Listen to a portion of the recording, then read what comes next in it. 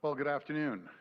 Over the past few weeks, I visited dozens of communities, spoken to small business owners with the biggest hearts, and thanked our volunteers who are making a real difference in our communities. There have been countless stories about true generosity and compassion of the true Ontario spirit, shining brightly through these dark times. Stories like Royal Canadian Legion volunteers in Brighton, who created a wall of hearts to thank our frontline workers. A Legion Hall in Aurora, who offered their facilities early in the crisis so people could donate blood. Or a $100,000 donation to Project Trauma Support in Perth to help veterans and first responders wrestling with post-traumatic stress disorder. Friends, I just love our Legion Halls. I've been a member of Branch 286 for years.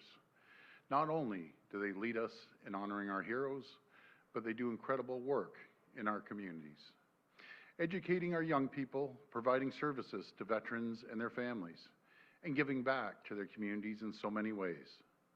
The same is true of many other charities and nonprofits, our food banks, children and youth services, church groups, and many, many others. That work has been absolutely critical. Throughout this crisis, the volunteers at our Legion branches, the volunteers at our food banks, the people delivering meals to our seniors and those with disabilities. They have all been true heroes, and thank you from the bottom of my heart. Our Legion Halls, food banks, and charities. They are the bedrock of our communities. They provide hot meals, groceries, peer support and counseling, housing supports, care for our seniors, and programs for our children and youth. For every aspect of physical and mental well-being, they are there for those who need it most. And above all, they build a sense of community, that you're not alone. We will all get through this together because we have each other's backs. We will all have a role to play in supporting their work, whether it's volunteering our time, donating a few dollars, or asking friends and family to help out. Inspired by the Ontario spirit, our government has a role to play too. That's why I'm proud to announce today we'll be investing $83 million in the new Resilient Communities Fund through the Ontario Trillium Foundation. This funding will help nonprofit organizations build their fundraising capacity, recruit more volunteers, provide physical and mental health supports for staff, develop health and safety plans, and buy new equipment or renovate their facilities to better serve their clients and communities. We need those top-notch organizations to continue supporting and strengthening our communities as they recover from the impacts of COVID-19. And as more parts of Ontario enter stage 3, they'll be there to help people get back on their feet. My friends, we're all in this together. Let's keep that Ontario spirit going. Thank you, and God bless the people of Ontario. Now I'll hand it over to Minister MacLeod. Thank you, Premier. The Royal Canadian Legion is a valued part of Ontario's history and our culture, not to mention an integral part of many communities that Ontario's nonprofits work to strengthen through numerous programs and seniors programs, arts and culture initiatives, and much more. That's why this investment, made through the Ontario Trillium Foundation, is so important. It will provide grants to help eligible Legion branches and nonprofits respond to the new challenges created by the COVID-19 pandemic. Our government recognizes how deeply the COVID-19 outbreak has affected Ontario's nonprofit sector. From loss of revenue as a result of cancelled fundraisers to disruption of services to community members, to loss of income by staff, we know that the pandemic has made it difficult for the sector to continue operating. That's why we're taking action to support initiatives like the Resilient Communities Fund that are making such a positive contribution to communities across Ontario during this trying time. As we gradually reopen this province, it is critical that we get to our local communities back up and running on their feet by supporting the dedicated men and women who selflessly give their time to various causes across the province. I've seen firsthand how important Legion Halls are to the communities they serve, and I'm honored to champion them. I deeply value the connections I've made, the stories I've listened to, and the experiences I've been a part of at Legion Halls across Ontario, just like my own branch, 641, in Barrhaven, just outside of Ottawa. I encourage all Legion branches and nonprofit organizations who may need assistance to contact the Ontario Trillium Foundation or visit www.otf.ca for more information. Thank you. We're going to go to the phone line for questions. Just a reminder that it's one question and one follow-up. Your first question comes from Colin DeMello with CTV News. Please go ahead. Hi, Colin. Hi, good afternoon, Premier. Just had a question about the federal announcement today that Canada will be procuring millions of doses of vaccines. Do you know, or what is your hope in terms of Ontario's share of that? You've said in the past that you always wanted to be per capita. Yeah. Has there been any discussion of that thus far? Not in depth, not to that point, but we do expect 38% of anything the feds distribute throughout the country. We would like to see 38% of those vaccines. And we'll have a further discussion with the Deputy Prime Minister. Follow-up? All right, and on another topic, on education, yes. There are still a lot of parents who are, very concerned about the return to school. And yesterday, you didn't really provide any kind of alternative plan here other than to say, parents, you can keep your kids at home if you choose. That obviously isn't, an adequate solution for a lot of parents who live in, at-risk communities where there may be a single-parent household, don't necessarily have the means to keep their children at home. So for parents who are still feeling uncomfortable about this plan, is there any way before September that your government is going to consider cutting class sizes in elementary schools down to 15? Well, Colin, first of all, let's address the class sizes right off the hop. And I'm going to read off these notes, which I usually don't, but there's a lot of numbers here. So anywhere in kindergarten, we have capped at 30 students, and that's with an ECE and a teacher. So that's the lowest in the country. Other provinces might have it capped at 20, but they have one teacher. We have the lowest in the entire country when it comes to grades 1 and 3, capped at 20. Grades 4 to 8 is 24.5, the average, and 9 to 12 is 23. We have the lowest cohorts in the entire country at 15, when we see BC's at 60, and I think it goes up to 120 or 130. We have more guidelines in place than anyone in the entire country. And as I said yesterday, as much as yes, we rely on consulting with Sick Kids Hospital and Public Health and our health table and CHEO and everyone else, at the end of the day, Colin, I'm responsible. And, going into September, talk about losing sleep, that's my #1 priority, to protect the kids, and I'll do whatever it takes to protect the kids. I saw an article, which was very interesting. Parents in BC were touting Ontario's plan, saying we want Ontario's plan.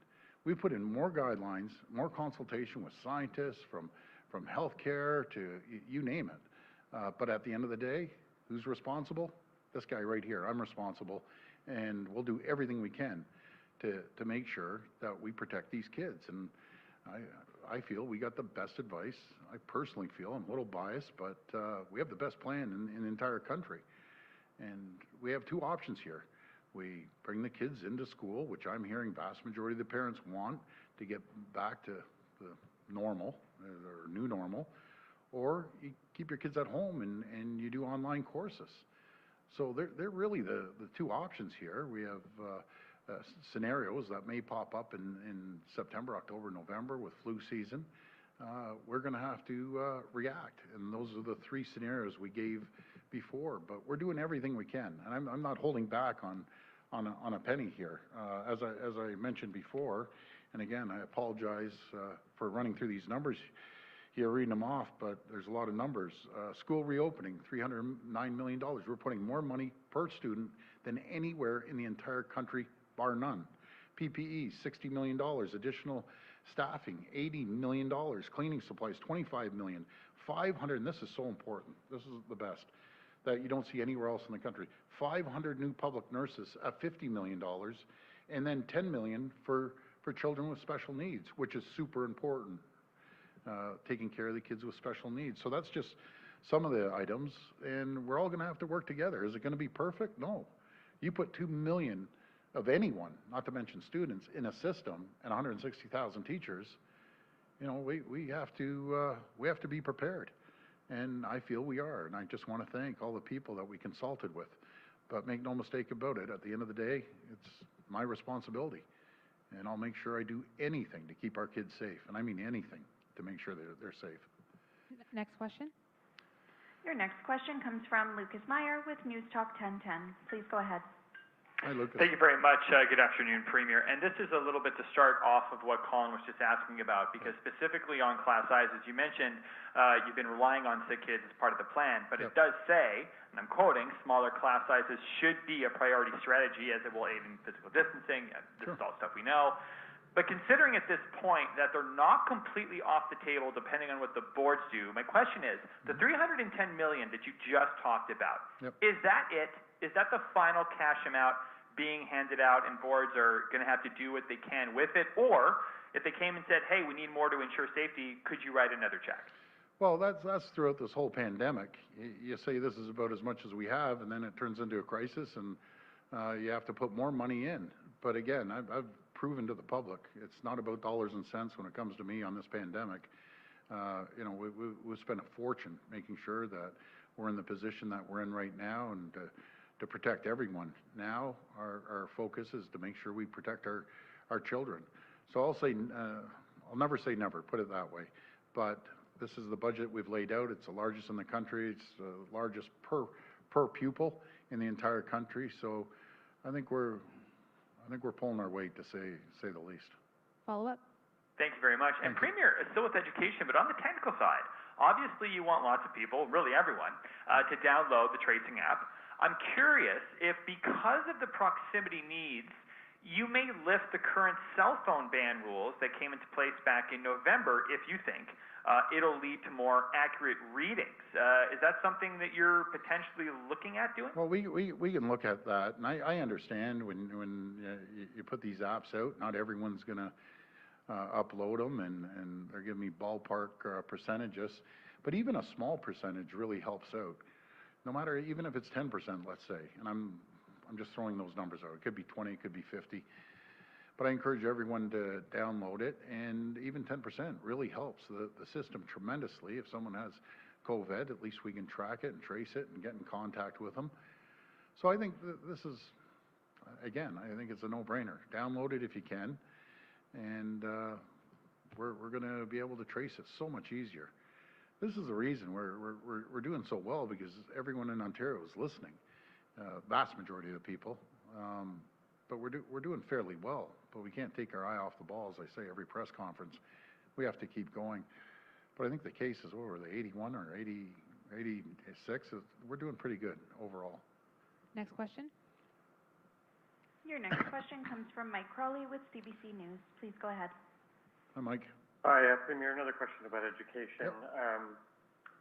So you keep saying that you're not going to spare any expense, and the Sick Kids report does say that smaller class sizes are key. Why is the government not providing the funding to allow for 15 children in each cohort in elementary schools? I think that's a number that people have been, they see it at the secondary level. Why are you not providing the funding to allow for 15 students per class at the elementary level? Okay, so the elementary level, all the way going back to JK, we have the lowest in the country. We have 15. You want to take 2 teachers, divide 30 by 2, that's 15. Grades 1 to 3 is 20. It's the lowest in the country. We've given the school boards across the province $80 million. If they need some additional staffing for the lower grades, it's there. So I think it's a good plan. You know, we could play armchair quarterback all day long, everyone. But at the end of the day, I'm relying on sick kids, CHEO, public health, health table. That's who I'm relying on, the health and the science when it comes down to this. I keep saying over this whole pandemic, I'm not the health expert. I'm no scientist. But I rely on some of the brightest minds in the entire country to help us out and get us through this. So there's $80 million sitting there on the table for people that need the support. Now keep in mind, everyone thinks one size fits all. And, you know, we live in a bubble to a certain degree in Toronto, and we don't think anywhere else exists. Well, I'm sorry. We're a fraction of the population. It's an important part of Ontario, but we're 20% in Toronto. How about 80% that all live in the rural areas that they haven't seen cases in months? So we're trying to adapt and make sure everyone, you know, is comfortable. And I get it. Not all parents are going to be 100% comfortable. I wish I had just the magical wand to say everyone's going to be perfectly fine. Let's see. We're relying on the best health minds in the country. Follow-up? So for Premier, for those parents who choose not to send their kids into school and they select the fully online option, how are you going to ensure that the quality of the instruction that kids receive is better than what happened in the spring? Well, Mike, first of all, I always believe there's nothing better than in-class teaching. There's nothing better than that. Online is a substitute for in-class teaching, but it all depends on the teacher. Again, if we have, and I believe we have great teachers, you have 160,000 of them, you're going to have, you know, vast majority are great teachers. You're going to have the odd teachers not as good as the others, but again, it's proven over and over again. It's proven when you went to school, Mike, or I went to school. When you have a phenomenal teacher, you just seem to do better in their class. When you have a lousy teacher, and there's very few of them in my opinion, we have great teachers here, then you aren't going to do as well. It's as clear as day. Next question. Your next question comes from Cynthia Mulligan with City News. Please go ahead. Hey, Cynthia. Hello, Premier. How are you today? Good. Well, they've lined up all the heavy hitters one after the other. So you're going to be clean up on the fourth hitter? Yeah, okay, go ahead. That's my role today. Okay. All right, I'm going to stick with education because as my predecessors have noted, my colleagues have noted, that the Sick Kids Plan specifically does say that smaller classes should be a priority. And yet you keep saying you're relying on the expert advice from sick kids. So there's a disparity there. Like, are you passing the buck when No, not not at being all, accurate Cynthia. here? If it was up to all of us, we'd have 5 kids in a classroom. But in saying that, we have the lowest amount of kids in JK in the country. We have the lowest kids from grades 1 to 3 in the country. We have 15 kids, equivalent to 15 kids for every teacher, or ECE. So we're doing pretty good. Let's give this a shot, at least. And when I hear people from BC chanting that they want the Ontario plan, that's not bad. You know, BC is doing well, but they don't have half the guidelines that we have. We have some stringent guidelines, more than anyone else in the country. So we're going to give it everything we can and make sure that we move forward and pray to God that everyone's safe. That's what I want. Just the kids to be safe. Follow up?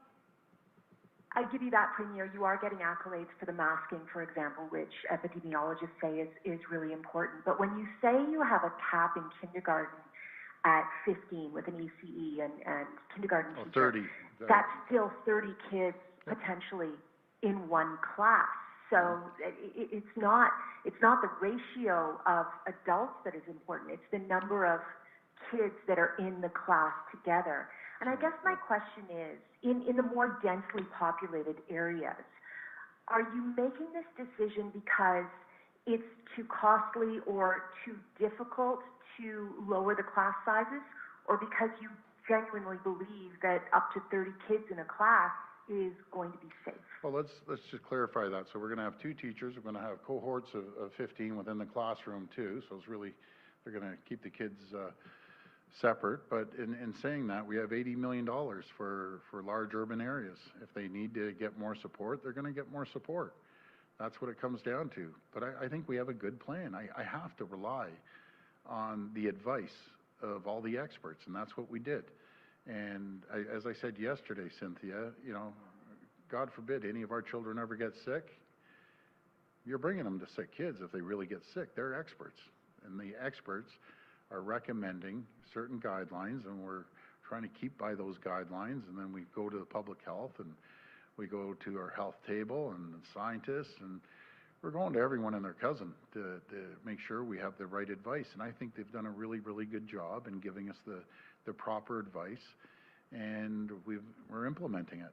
And we have to read and react. If we get hit with a flu season, we get hit with a second wave, then we react, and we have a plan for stage 2 per se. And that's what we're going to do. And I won't hesitate if this thing, we have a second wave and it starts blowing up, close the schools. Whatever it takes to protect the kids. We can always make up the time, but we can't make up the time if we have a second wave. Last question. Your final question comes from Dave Woodard with Global News Radio 640 Toronto. Hi, Dave. Please go ahead. How you doing, Dave? Dave? Dave, you may have us on mute. Oh, hi. Thank you for that. Appreciate That's it. all right. Since York Region's been in stage 3 for some time now, over a week, we're wondering why Canada's Wonderland hasn't been reopened yet, and if so, when is it going to reopen?